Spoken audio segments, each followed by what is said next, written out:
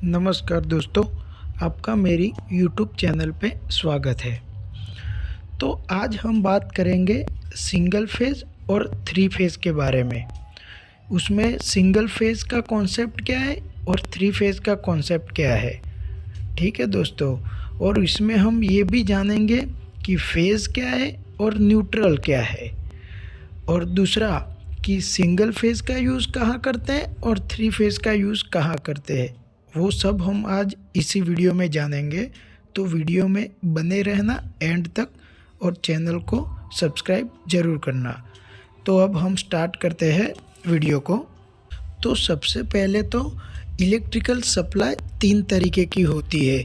अगर आपको इंटरव्यू में कोई क्वेश्चन करता है कि कितने टाइप की इलेक्ट्रिकल सप्लाई होती है, तो वो तीन तरीके की होती है। तो उसमें सबसे पहले है सिंगल फेज़ एसी सप्लाई, दूसरी है थ्री फेज़ एसी सप्लाई और तीसरी है डीसी सप्लाई। ठीक है दोस्तों, तो आज हम बात करेंगे सिंगल फेज़ और थ्री फेज़ के बारे में। तो सबसे पहले हम सिंगल फेज़ के बारे में बात कर लेते हैं। तो उसमें फेज़ किसको बोलते हैं और न्यूट्रल किसको बोलते हैं वो जान लेते हैं। तो आपको ये इमेज में दिख रहा है, जो फेज़ वायर है उसको हमने लाइव वायर भी बोलते हैं, तो उसको लाइव लिख रखा है। और दूसरा है न्यूट्रल और तीसरा है अर्थ। अर्थिंग का तो क्या है, सेफ्टी के पर्पस के लिए है। तो अभी फेज़ वायर क्या है कि फेज़ वायर उसको बोलते हैं जिसमें वोल्टेज रहता है और उसमें से करंट को फ्लो करने की क्षमता रहती है। और दूसरा न्यूट्रल, कि न्यूट्रल में क्या है कि फेज़ में से जो करंट गया है उसको रिटर्न पाथ प्रोवाइड करता है न्यूट्रल वायर। तो न्यूट्रल वायर में क्या है, उसमें वोल्टेज जीरो रहता है।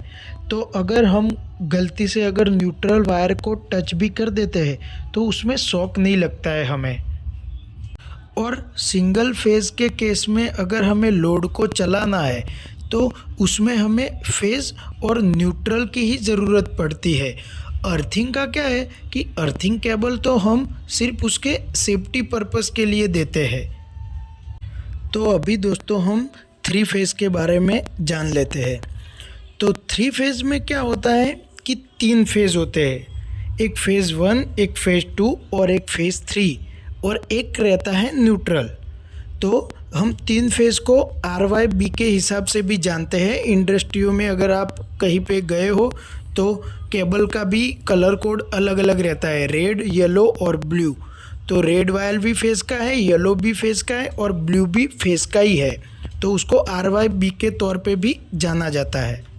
और थ्री फेज़ की ज़रूरत वहाँ पे पड़ती है जहाँ बड़े बड़े स्टेशन हो, बड़ी बड़ी इंडस्ट्रियाँ हो, प्लांट अगर चलाना है, मतलब कि जहाँ पे ज़्यादा लोड की ज़रूरत है वहाँ पे हम थ्री फेज़ सप्लाई लेते हैं।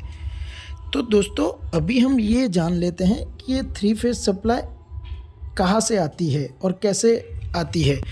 तो उसमें 11 kV की जो लाइन रहती है, तो 11 kV के थ्रू ट्रांसफार्मर में आता है, जिसको बोलते हैं स्टेप डाउन ट्रांसफार्मर बोलते हैं। तो वो ट्रांसफार्मर क्या करता है कि हमारी 11 kV की सप्लाई को स्टेप डाउन करके है 415 वोल्ट में कन्वर्ट करता है।